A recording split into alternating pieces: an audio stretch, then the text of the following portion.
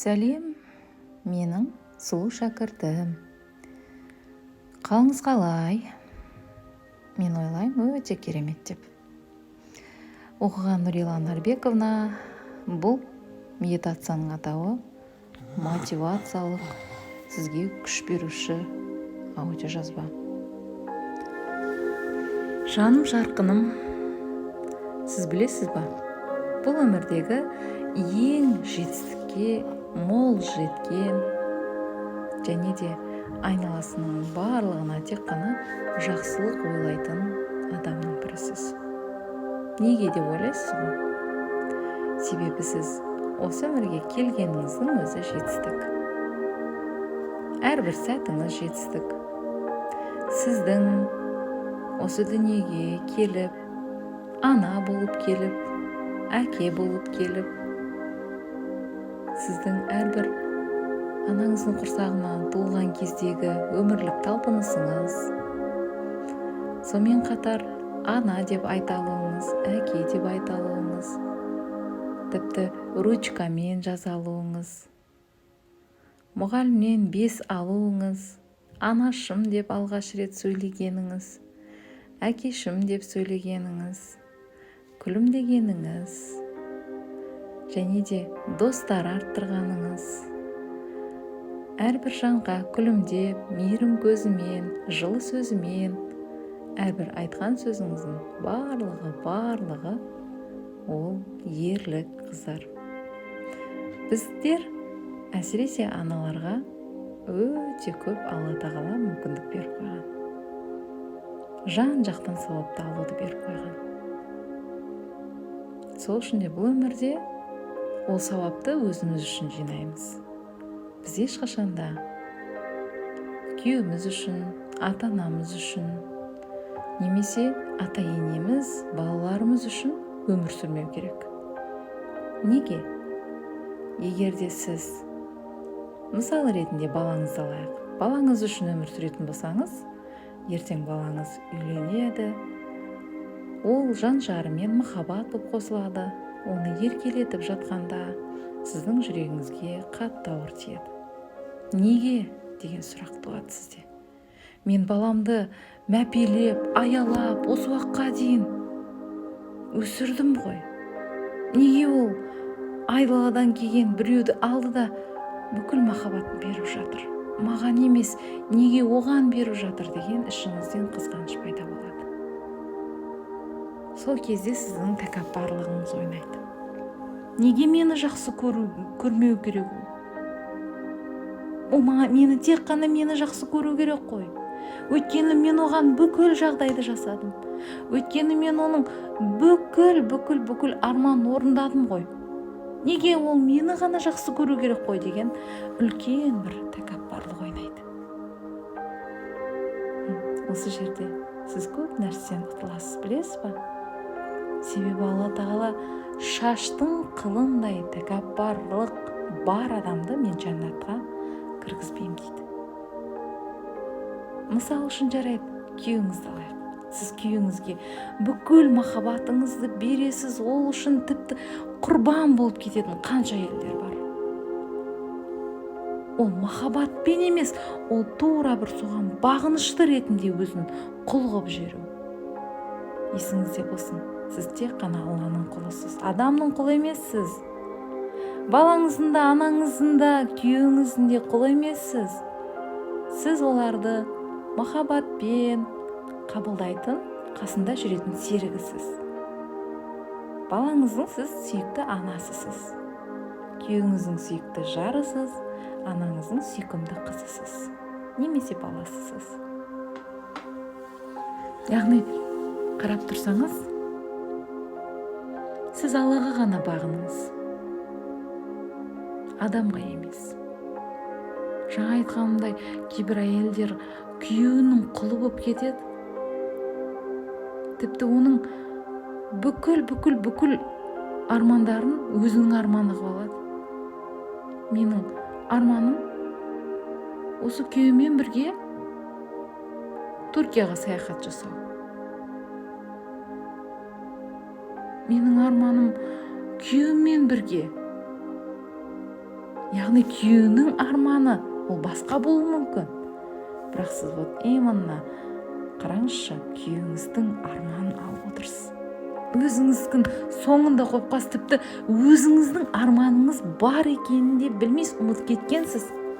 Сол үшін жаным, алтыным, сіздің миыңыз тек қана сіздікі. Ол сіздің тәніңізде, сіздің жаныңызда, сіздің жүрегіңізде өмір сүріп жатыр. Ойларыңыз, миларыңыз, идеяларыңыз. Сіз егерде біреудің арманы мен анамның арманын, әкемнің арманын, күйеуімнің, балдарым арманын орындайыншы, солар қуанса мен қуанамын деп жүрген қанша елдер бар. Бірақ ең қателігі сол жерде. Олардың арманы орындалуы мүмкін, тіпті орындалмауы да мүмкін. Бірақ орындалған жағдайда да ол сізге қуаныш әкелмейді. Неге? Себебі сіздің жаныңыз, тәніңіз өзіңізде, күйеуіңізде, балаңызда, ата-анаңызда емес. Сіздің тәніңіз бен жаныңыз тек қана өзіңізгі. Сол үшін тек қана өзінің арманын ғана ойлау керек. Сіз ойлап қараңызшы, күйеуге керек па сол нәрсе? Сенің арманың күйеуіңе керек па? Керек емес. Оның өзінің арманы бар, өзінің қағидалары бар, өзінің жүріп тұратын орны бар. Сен өзің арманыңды орында, сен өзіңді жақсы көр. Содан кейін бар күйеуің сені жақсы көреді. Қалай? Мысалы үшін, жылап еңіреп, өзін құрбан болып жүрген бала ананы жақсы көре ала ма? Әрине жақсы көре алмайды. Себебі бала үшін ең маңыздысы анасының бақты, күлімдегені, сұлулығы. Күйеу үшін де дәл солай. Бақытты әйелді, әдемі әйелді, мейірімді әйелді көргісі келеді. Сол үшін жаным, сол нәрсені жақсылап түсін. Ұғын, мен саған сенемін. Сен дүниедегі ең керемет, өзінің арманын орындай алатын жандардың қатарындасың, алтыным. Ешқашанда біреудің арманымен өмір сүрме. Өзіңнің арманыңды бірінші орынға қой. Сол кезде барып, сенің күйеуің де, ата-анаңның да, тіпті сенің балаларыңның да армандары орындалатынын ұмытпа жаным. Біздің ең үлкен қателігіміз дәл сол жерде. Тіпті біреу сұрамаса да сыйлық әпереміз. Соны қуанту үшін. Бірақ өзімізді ұмытып кеткенбіз. Өзімізді соңғы орынға қоямыз. Қойшы, анау қуансыншы, балам қуансыншы, күйеуім, ата-анам қуансыншы, сол кезде мен қуанам. Олар сұрамаса да алып береміз. Олар өтініш жасамаса да олардың бүкіл жағдайын жасауға тырысамыз. Ал бірақ егерде сен ата-анаңның бір арманын орындап, үй алып беріп жатсаң, ата-анаң сені көкке көтеріп, мақтап, жаным, күнім, рахмет, алтыным сол деп мақтап, сен жұрттардың көзінше мақтап жатқан кезде сенің нәпсің семіреді, кәдімгідей.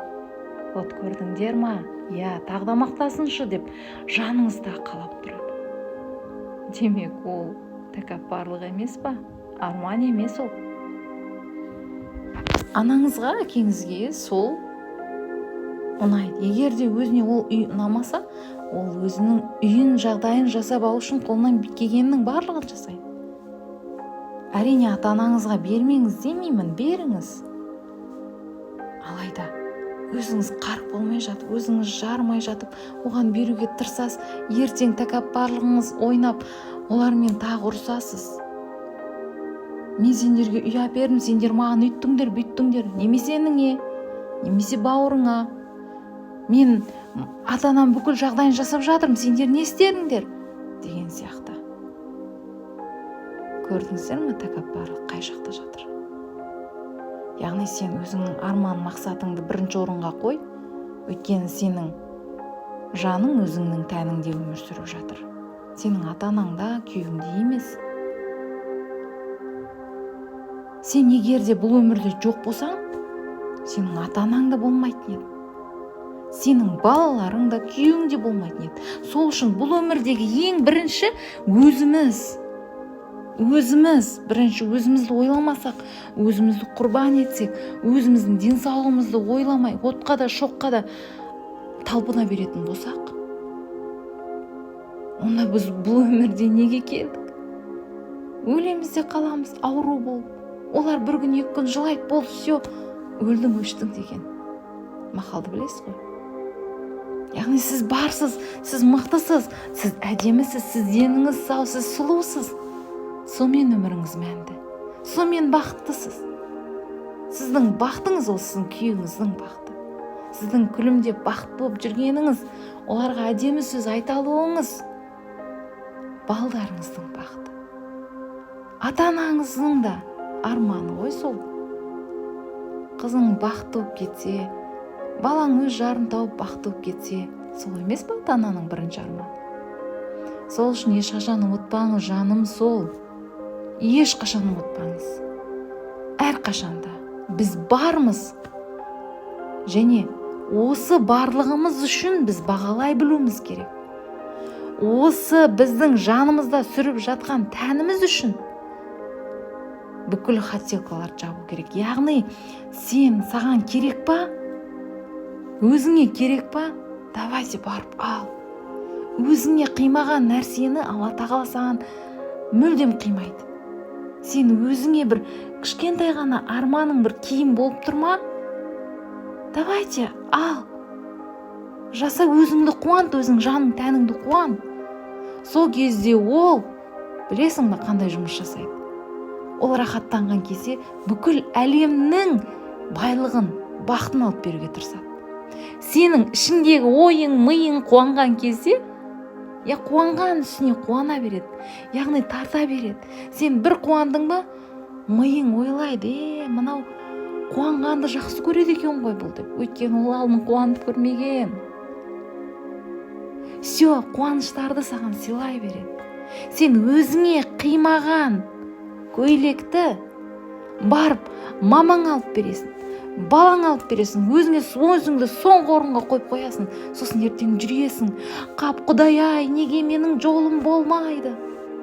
Неге мен осындай бишарамын? Неге мен осындай қарызға, кредитке батам? Неге мені ешкім сүймейді? Неге мені ешкім құрметтемейді? Неге мені күйеуім тастап кетті? Неге менің балдарым мені тастап кетті?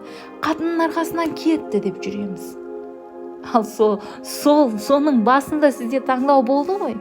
Ал сіз қалай таңдадыңыз? Өзіңізге емес, өзгелер таңдадыңыз. Сіз бар болғаныңыз үшін балаңыз бар. Сіз бар болғаныңыз үшін ата-анаңыз бар. Сіз бар болғаныңыз үшін күйеуіңіз бар. Соны ұмытпаңыздаршы, қыздар. Жандарым, сол. Сіздер мына әлемде ерекше жаратылыссыздар. Ерекше тұлғасыздар. Ең мықты жаратылыс, қайталанбас тұлғасыздар. Сол сіздердің бар болғандарыңыз үшін бүкіл әлем бар. Күйеуіңіздің бар болған үшін сіз бар емессіз. Сіз бар болғаныңыз үшін күйеуіңіз бар. Сіздің жаныңыз, жүрегіңіз, тәніңіз бар. Ести алыңыз тәніңізді. Тәніңіз сізге айғайлап жатыр. Жаныңыз сізді шырқырап жатыр. Біз даже өзіміздің ішкі сезімдеріміздің қалай болып жатқан мүлдем түсінбейміз. Күйбең тіршіліктің арасында мүлдем өзімізді жоғалтып тастағанбыз. Мүлдем өзіміздің арманымызды, сезімімізді бәрін көм тастағанбыз. Тек анау бақытты болсын, балам бақытты болсын, балам жесін, балам кисін, күйеуім кисін, күйеуім көрсін, күйеуім күлсін, күйеуім риза болсын. Ата-анамды қуантайын, ата-анам ризашылығын алайын. Оның барлығы дұрыс, бірақ ол сізден кейінгі орында. Сіз өзіңізді жақсы көре алмасаңыз, Алла сізді ешқашан жақсы көре алмайды. Түсініп тұрсыз ба? Өзіңізді шынайы жақсы көрген кезде, сіздің күйеуіңіз де, ата-анаңыз да, балаларыңыз да жақсы көреді, олар да бақытты болады.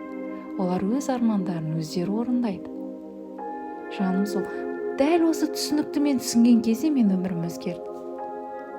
Сол үшін сіздерге де мен сенемін, өмірлеріңіз өзгерту өз қолдарыңызда алдының. Сіздер ерекше жаратылыс, махаббатқа толы жандарсыздар. Сіздердің барлықтарыңызды Алла разылығы үшін жақсы көремін. оқыған Марила Нарбековна.